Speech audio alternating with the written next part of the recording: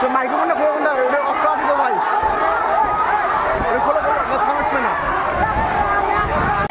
অনেক ছেলেকে ফোন থেকে তারা ছবি তুলে ফেসবুকে পোস্ট করে একে নিয়ে এটা নিয়ে হেড স্যারকে বসে দিন বিচার দিয়েছিলাম, কিন্তু হেড স্যার আমাদের বিচার নেয়নি, বলেছে প্রমাণ দেখাও। আমরা কি প্রমাণ করবো হেড স্যার না করবে? আমাদের স্কুলে কোনো পরিবেশ নেই, আমরা এই স্কুল চাই না, আমরা এই হেড স্যারকে চাই না, আমরা হেড স্যারের পদত্যাগ চাই।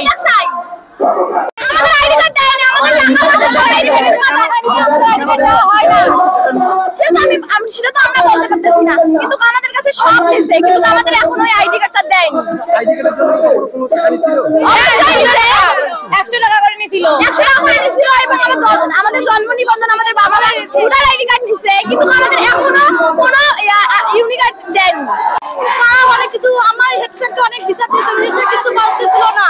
আমাদের স্কুলে ক্লাসে অনেক নোংরা থাকে, আমাদের সিটি অনেক ময়লা থাকে, এই বছর 2 বার শিশুর নেই, বেতন ফি নেই, পরীক্ষার ফি 200 টাকা করে নেয়, এসব আমাদের আইডি কার্ড নাই, এসব ঠিক না। আমাদের কোনো আইডি কার্ড নেই। আমাদের স্কুলের ছেলেরা বাজারে গিয়ে সিগারেট খায়, তার কোনো বিচার নাই, বছরে 2 বার শিশু নেওয়া হয়, স্কুলে সিগারেট খায়, স্কুল থেকে কোনো ট্যাব দেয় নাই। আমাদের সম্পর্কিত সরকার আমাদের একটা সুন্দর জ্ঞানের একটা প্রতিষ্ঠান দিয়েছে, আমরা জ্ঞান অর্জন করবো, ভবিষ্যতে ভালো পর্যায়ে যাবো, এটাই আমাদের এখানে প্রত্যাশা করে আমাদের পিতা মাতা এখানে পাঠাইছে। আর আমাদের হেড স্যার সবসময় স্কুলের মতো দুর্নীতি করে, পরীক্ষার সময় টাকা বেশি চায়, আবার মনে করেন যদি একটু তার বিরুদ্ধে প্রতিবাদ করতে চান, সে বলে তোমার টিসি দেবো, অমুক দেবো, তোমার বিরুদ্ধে আমি কিশোর মামলা দেবো, এসব বলে আমাদেরকে সবাইকে ভয় দেখিয়েছে। আজকে এখানে আমরা পদত্যাগের জন্য ওখানে সবাই দাঁড়াইছি। হেড স্যারের ছেলে সম্ভবত 2টো ছেলে এখানে আছে, একটা ছেলে ক্লাস 10-এ পড়ে, আর একটা সম্ভবত অনার্সে ভর্তি হয়েছে, বুঝছেন ভাই?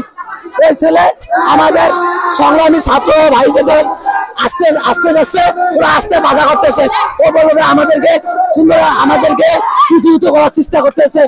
স্কুলে কোনো ভালোভাবে পড়াশোনা হয় না, আমাদের স্কুলে টাস্ক খেলা হয়, এটা নিয়ে হেড স্যার কোনো বিচার করে না। আমাদের স্কুলে কোনো নিয়ম শৃঙ্খলা নাই, কোনো বিচার দিলে ওরা কোনো বিচার করে না। আমরা এই হেড স্যারকে চাই না, আমরা এই হেড স্যার পদত্যাগ চাই।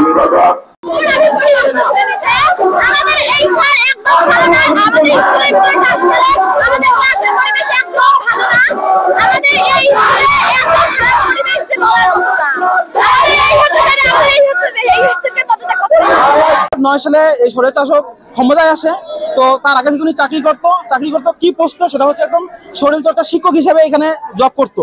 তারপরে সে একদম সাধারণ মানে রাজনীতির প্রভাব এখানে খাটানোর পরে সে হচ্ছে কি করে এখানে যে কমিটি নিয়ে আসে, সেই সময় সে কমিটি নিয়ে আসে আওয়ামী লীগের সেক্রেটারিকে এখানে কমিটিতে নিয়ে আসে, সভাপতি হিসাবে নিয়ে আসে। সে বিশাল বড় প্রভাব খাটায়, রাজনীতি প্রভাব খাটায় সে সাধারণ শিক্ষকে আসার পর করে কি সে হচ্ছে আগের যে ছিল মানে প্রধান শিক্ষক, তাকে তার গুন্ডা বাহিনী দিয়ে তাদেরকে এখান থেকে অপসারণ করার পরে সে মানে একটা অ্যাডক কমিটির মাধ্যমে সে নিয়োগপ্রাপ্ত হয় 2014 সালে। সো 2014 সাল থেকে সে তার আরো প্রভাব বিস্তার, সে শুধু এতটুকু আমাদেরকে ভয় দিত, আমিও তো ওখানে স্কুলের একজন শিক্ষার্থী, সে শুধু এতটুকুই বলতো আমার রাজনৈতিক হাত কিন্তু অনেক বড়, বেশি কথা কইও না, তাহলে কিন্তু খবর খারাপ আছে। আমি জাতি বাড়ি করছি, এইটা আমার অপরাধ।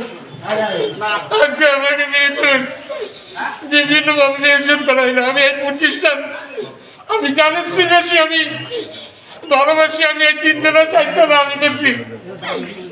আমি একদিনের জন্য আবার আমি স্কুল মিস করিনি, আবার আমি এত অসুস্থ, আবার প্রতিদিন 3টে ক্লাসে আবার আমার ইংরেজি 8, 9, 10 কোনো টিচারের ভাবের ক্ষমতা নেই, এই বাচ্চাদেরকে স্কুলে পরিচালনা হবে না।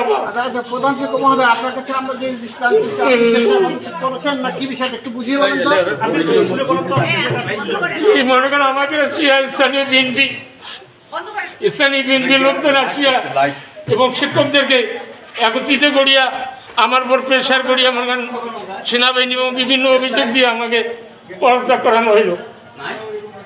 আমি তো অভিযোগগুলো কি অভিযোগগুলো কিছু না, এখন বলছে আমাকে সেনাবাহিনী আমাকে হেল্প করছে, না আসলে আমার মনে করেন আরো প্রাণহানি হইতো, আমি এই কারণে তাদের শরণাপন্ন হয়েছি। শিক্ষার্থীরা যে অভিযোগ আছে, এই অভিযোগগুলো কি? না, অভিযোগগুলো শিক্ষার্থীর অভিযোগগুলো মিথ্যা। আমি শুধু একটা করতে পারি নাই, আমি প্রসেসটা মেনটেন করতে পারিনি।